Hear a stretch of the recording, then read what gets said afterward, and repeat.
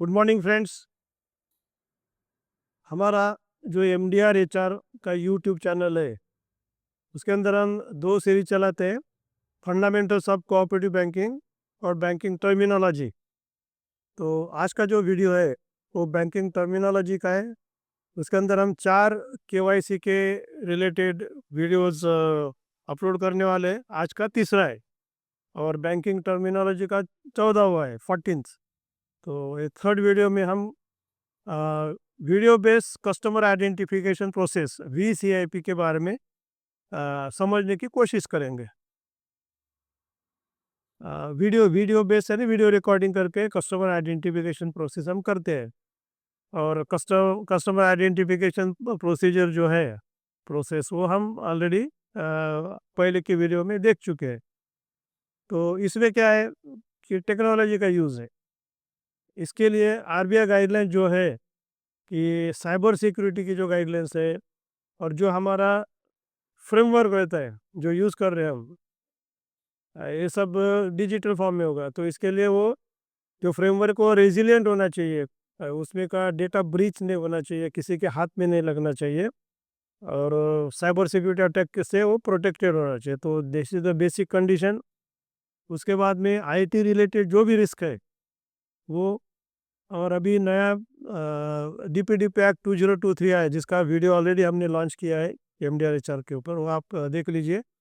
तो उसमें बहुत सारी रिस्क है और अगर हमने बराबर काम नहीं किया डीपीडीपी एक्ट के हिसाब से तो 250 करोड़ तक पेनल्टी फाइन भी लग सकता है बैंक को। तो इसके लिए डीपीडीपी एक्ट की प्रोविजंस, आईटी रिलेटेड रिस्क, ये सब कवर करना पड़ेगा बैंक को। House technology infrastructure in own premises, जो भी इंफ्रास्ट्रक्चर है वी के लिए, तो वीडियो बेस्ड सीआईपी के लिए इन हाउस चाहिए वो, आउटसाइड नहीं होना चाहिए, बैंकिंग प्रीमाइसेस के अंदर होना चाहिए हाउस टेक्नोलॉजी इंफ्रास्ट्रक्चर जो है वो। बाद में V C I P connection and interaction shall necessary originate from own secure network. Bank का खुद का जो डोमेन रहता है उसमें से वो इनिशिएट होना चाहिए प्रोसेस, दूसरे तरफ से नहीं होना चाहिए। It is all because of this I T related risk और DPDP act. Any technology related outsourcing, हमारी खुद की तो नॉर्मली रहती नहीं बैंक के, हमारे पास उतना आईटी का स्टाफ भी नहीं है, तो वी डू आउटसोर्स। तो जब हम आउटसोर्स करते हैं तो उसके लिए जो रिजर्व बैंक ऑफ इंडिया का गाइडलाइंस है आउटसोर्सिंग का, वो हमें लेटेस्ट स्पिरिट में फॉलो करना पड़ता है, इम्प्लीमेंट करना पड़ता है, उसका ख्याल रखना पड़ता है। When bank uses A cloud deployment model, आजकल तो मैक्सिमम क्लाउड का ही यूज़ कर रहे हैं। सो क्लाउड डिप्लॉयमेंट मॉडल में क्या रहता है कि शेयरिंग होता है, लेकिन जो डेटा है हमारा बैंक रिलेटेड उसका ओनरशिप हमारे पास चाहिए, ठीक है ना।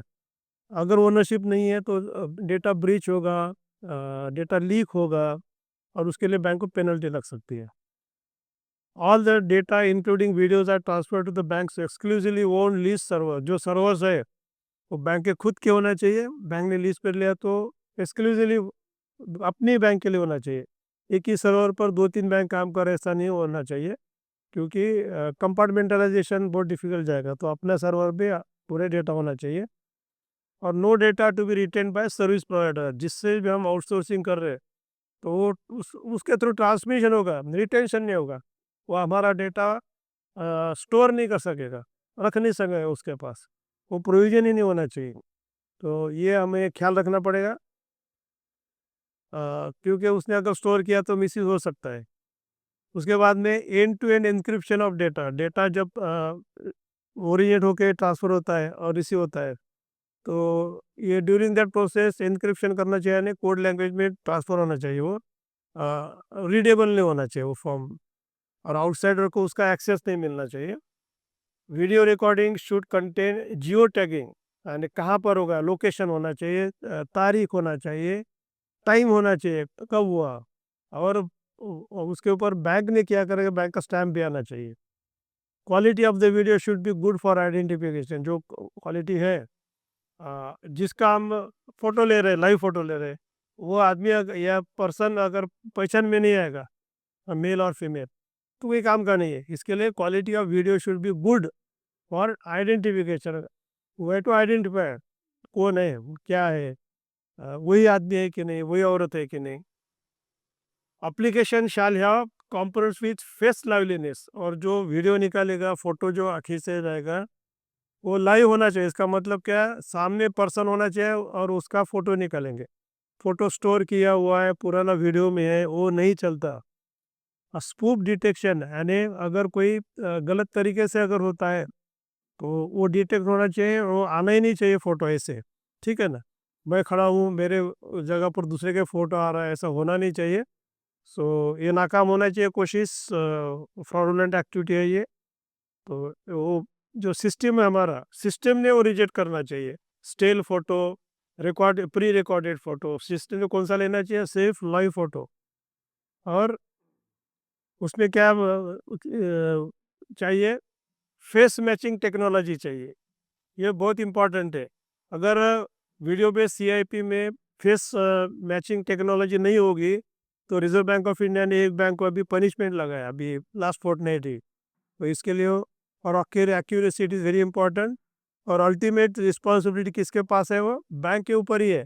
आप आउटसोर्स करो, आपके ऑफिसर्स लगाओ, जो भी करो, लेकिन अगर कम कम ज़्यादा हो गया, डेटा लीक हो गया, गलती हो गई केवाईसी के हिसाब से भी, तो बैंक को पेनल्टी लग सकती है। बैंक मे हैव टू पे थ्रू नोज, डीपीटीपी एक्ट के हिसाब से। बैंक में use AI technology, artificial intelligence भी आप यूज़ कर सकते हैं। काय के लिए, ये जो हमारा वीडियो बेस्ड सीआईपी है वो रॉबस्ट होना चाहिए, फुल प्रूफ होना चाहिए, किसी को एक्सेस नहीं आना चाहिए। साइबर अटैक के हिसाब से भी वो फुल प्रूफ चाहिए। Based on the experience of any detected attempted near miss of the forge identity, यानी बहुत बार कोशिश होगी, क्या कोशिश होगी कि अटेम्प्ट होगा कि जो आदमी है उसके जगह दूसरे का ही फेस डालने का। तो ये होना नहीं चाहिए। अगर किसी ने कोशिश किया, आ, अगर वो सक्सेसफुल भी हो या फेलियर भी हो, तो हमें क्या करना पड़ता है, हमें हमारा जो सिस्टम है वो अपग्रेड करना पड़ता है, ताकि ये कोशिश नाकाम रहे। और the detected case of forge identity through VCIP shall be reported to cyber event. ये कोई किधर आएगा, रिपोर्टिंग आएगा, इसका हम आरबीआई को भी देना पड़ेगा, और साइबर इवेंट करके this has to be recorded ये इंसिडेंट। और हमें क्या करना पड़ता है, वीएपीटी टेस्ट जो है, वल्नरेबिलिटी और एक्सेस और पेनिट्रेशन टेस्ट, जो जिसको बोलते हैं वीएपीटी, तो that should be conducted robust है कि नहीं, कोई किसी को कोई एक्सेस मिल सकता है क्या, वल्नरेबल है क्या हमारी सिस्टम, इसके लिए वीएपीटी टेस्ट रहती है। और आरबीआई ने आगे ये भी बताया है कि सर्टिन, हम सब बैंक वालों को मालूम है what is certain, it is auditors of Indian computer emergency response team, they shell find out critical gap. Certain का हमें सर्टिफिकेट लेना पड़ता है, तो कोई क्रिटिकल गैप अगर होगा हमारे प्रोसेस में, वीसीआईपी प्रोसेस में, तो वो सिक्योरिटी ऑडिट करते हैं, और उन्होंने जो भी फ्लॉज डिफिशियंसी दिखाए तो हमें उसका रेक्टिफाई करना पड़ता है। ये सब काय के लिए करना पड़ता है, बैंक का सुरक्षित के लिए, कि ताकि कोई फ्रॉड ना हो, ताकि कोई डेटा ब्रीच ना हो। वीसीआईपी की प्रोसीजर क्या है, formulate A clear workflow of SOP for this VCIP. Standard operating procedure क्या क्या करना चाहिए, फर्स्ट सेकंड थर्ड फोर्थ, ये सब स्टेप वाइज होना चाहिए। तो process to be carried out by specially trained officers, किसने करना चाहिए, ऑफिसर्स ने करना चाहिए, ट्रेंड ऑफिसर्स ने करना चाहिए, सॉरी, और स्पेशली ट्रेंड ऑफिसर्स। इसका मतलब क्या है, ये वीसीआईपी के लिए स्पेशल ट्रेनिंग देना पड़ेगा। क्यों, इसमें सबसे इम्पोर्टेंट है, जो फोटोग्राफ लेते हैं वो लाइवलीनेस होना चाहिए, तो he should be in position to detect, वो through experience through application of mind से आता है। तो ये should be in position to detect it, वो प्रोसीजर, इसीलिए स्पेशल ट्रेनिंग देना पड़ता है। So process to be carried out by specially train officers of the bank, बाहर के लोग नहीं चलते हैं। The officer should be capable to carry out liveliness check. जो हमारा कस्टमर है, प्रॉबेबल कस्टमर है, उसका जब हम फोटो ले तो वो सामने होना चाहिए, फिजिकली प्रेजेंट होना चाहिए, that is most important. And detect any other fraudulent manipulation, कुछ मैनिपुलेशन हो रहा है क्या, दूसरे आदमी कोई खड़ा होगा क्या उसके जगह, और suspicious conduct of the customer and act upon it. कभी कभी क्या होता है, सामने आदमी खड़ा रहता है और कोई भी प्रॉम्प्टिंग करता है, तुम्हारा ये नाम बताओ, तुम्हारा ये एड्रेस बताओ, तो ये अलर्ट रहना चाहिए वो जो हमारा स्पेशली ट्रेन ऑफिसर है वो। The liveliness check should not result in exclusion of person with special needs. अब कुछ लोग रहते हैं फिजिकली हैंडीकैप रहते हैं या बीमार रहते हैं, तो ये हमारा जो लाइवली लेस का जो चेक है, तो इसका ये नहीं होना चाहिए कि उनको अकाउंट ओपन करते ही नहीं आना चाहिए। सो दैट मीन्स इसका मतलब कि हमें प्रोएक्टिव होने का है, उनके पास जाने का है और ये प्रोसेस कंप्लीट करने की है। In case of call drop और disconnection fresh session shall be initiated. अगर बीच में कॉल ड्रॉप हो गया, इंटरप्शन हो गया, हमारा चालू है प्रोसेस वीसीआईपी का, तो स्क्रैप करो, कैंसिल करो, अप्रेस चालू करो, ठीक है ना, नए से फिर से गिनो Pandit ji. Multiple files should be avoided due to pausing. बीच में जो वीडियो पॉज किया, कुछ बात कर रहे हैं, कुछ कॉल आ गया रिकनेक्ट कर रहे हैं, तो ऐसा नहीं होना चाहिए। वो जो हमारा वीडियो है वो वन पीस होना चाहिए। नहीं तो क्या होता है कि बीच में के गैप का टेम्परिंग हो सकता है, कोई बीच में दूसरा कुछ डाल सकता है, और डेटा ब्रीच भी हो सकता है या फोर्जरी हो सकती है। इसके लिए हमारा जो वीडियो निकलता है, जो वीडियो रिकॉर्डिंग है, वो it should be one piece. The interactions with customer should be real time. वो सामने खड़ा हो और उसके साथ हम बात कर रहे हो, उसका फोटो ले रहे हो, तो रियल टाइम, प्री रिकॉर्डेड नहीं चलेगा। बैग में very sequence of question if necessary. और जब इंटरेक्शन के लिए कुछ क्वेश्चनर बनाती है बैंक, नाम क्या है, पता क्या है, कहाँ रहते हो, क्या करते हो, फाइनेंशियल, ये वो बातें तो वही हो है कि नहीं, क्योंकि एप्लीकेशन फॉर्म में डिटेल्स रहते हैं, तो क्रॉस चेकिंग है वो। सेट ऑफ क्वेश्चन से वो रिपीट मत करो, आगे पीछे करो, पहला क्वेश्चन आगे पीछे, पीछे का आगे, नया क्वेश्चन जो भी है, तो वो उसको अगर मालूम भी होगा क्या क्वेश्चन पूछते हैं, तो कंफ्यूज होना चाहिए। अगर वो फ्रॉडुलेंट आदमी है, दूसरा नकली आदमी है, तो बैंक में reject account opening process if it is observe prompting of the customer and. अगर उनके ख्याल में आ गया तो ये प्रॉम्प्टिंग हो रहा है, ये खुद का नहीं बता रहा है, तो इसका मतलब क्या है, डमी है, हमारे सामने जो आदमी खड़ा है वो डमी है, तो बैंक ने वो प्रोसेस ही स्क्रैप करना चाहिए, रिजेक्ट करना चाहिए। कौन सा process? Video based customer identification process. The bank should factor in whether customer is existing और न्यू। अगर नया कस्टमर है तो पूरी हमें उसका ट्रैक रिकॉर्ड कुछ मालूम नहीं, पुराना कस्टमर है तो पुराने डॉक्यूमेंट्स हमारे पास रहते हैं, वो हिसाब से हमें काम करने का है कि कोरिलेट करो हमारे पास पहले का क्या रिकॉर्ड था, अभी क्या हो रहा है करके। It should also be check whether relationship was rejected और he is in negative list. और जब हम वीसीआईपी प्रोसेस करते हैं तो इसको पहले अब बैंक ने रिजेक्ट किया था, ये हमारे रिकॉर्ड में होना चाहिए, whether it's a rejected case, तो वी टू बी कॉशियस। या तो निगेटिव लिस्ट, निगेटिव लिस्ट यानी ये टेररिस्ट वगैरह की जो लिस्ट आती है, तो उनके हम नाम डालते हैं, उनके अकाउंट हम ओपन नहीं करते। तो इसके लिए भी सिस्टम थ्रू हमें सब इंटीमेशन आना चाहिए, ब्लॉक होना चाहिए। The authorise official shall record audio and video as well as capture photograph the customer. जो जो भी हमारा वेल ट्रेन ऑथराइज ऑफिसर है, उसने क्या करना चाहिए, ये वीडियो का रिकॉर्डिंग करना चाहिए one piece, as well as उसका लाइव फोटोग्राफ लेना चाहिए, कैप्चर फोटोग्राफ लाइव, और वो प्रिजर्व भी करना चाहिए और बाद में ट्रांसफ़र करना चाहिए। For identification any of the following should be use. आप वीसीआईपी में क्या क्या देखते हैं, OTP base Aadhaar e KYC authentication, OTP base रहेगा, आधार ई केवाईसी। दूसरा ऑफलाइन वेरिफिकेशन ऑफ आधार, यानी उसने हार्ड कॉपी ला के दिया तो उसका हम देखेंगे और सिस्टम के थ्रू अगेन इशूइंग अथॉरिटी के साथ क्रॉस चेक करेंगे। KYC records downloaded from C KYC central registry से, सेंट्रल रजिस्ट्री के पास सी केवाईसी जो रिकॉर्ड है उससे डाउनलोड करके हम क्रॉस चेक करेंगे। और इक्विवेलेंट ओवीडी जो डॉक्यूमेंट्स है, हमने जब जो डिस्कस किया ऑलरेडी, तो वो इक्विवेलेंट ओवीडी ऑफिशियल वैलिड डॉक्यूमेंट भी चलता है, फॉर एग्जांपल पासपोर्ट, उसके बाद में आधार, ड्राइविंग लाइसेंस, ये सब चलते हैं। Bank should redact blackout Aadhaar number, Aadhaar number पूरा नहीं दिखना चाहिए, एक 3-4 नंबर दिखे तो चलेगा, लेकिन बाकी के नंबर क्या करना चाहिए, ब्लैकआउट करना चाहिए, रिडैक्ट करना चाहिए, फुल क्रॉसिंग मारने का उसके ऊपर। In case of offline verification of Aadhaar, Aadhaar offline अगर हम करते हैं तो यूजिंग XML फाइल और Aadhaar secure QR code the generation should not be older than 3 working days. हमें जो सुविधा है बैंक में कि हमारे पास हार्ड कॉपी आ गई और हम चेक कर सकते हैं थ्रू सिस्टम इश्यूइंग अथॉरिटी के साथ ये जेन्युइन है कि नहीं। तो ये कब करने का है, 3 दिन के अंदर पूरा प्रोसेस करने का है हमें। Following should be done within 3 working days of VCIP। वो डाउनलोड करो, obtain identification through CKYC central history, Aadhaar authentication, equality dog, ये सब के सब जब हम वीडियो रिकॉर्डिंग करते हैं उसके बाद 3 दिन अंतर पूरी की पूरी प्रोसीजर हमें कंप्लीट करने के मैक्सिमम 3 दिन का टाइम है।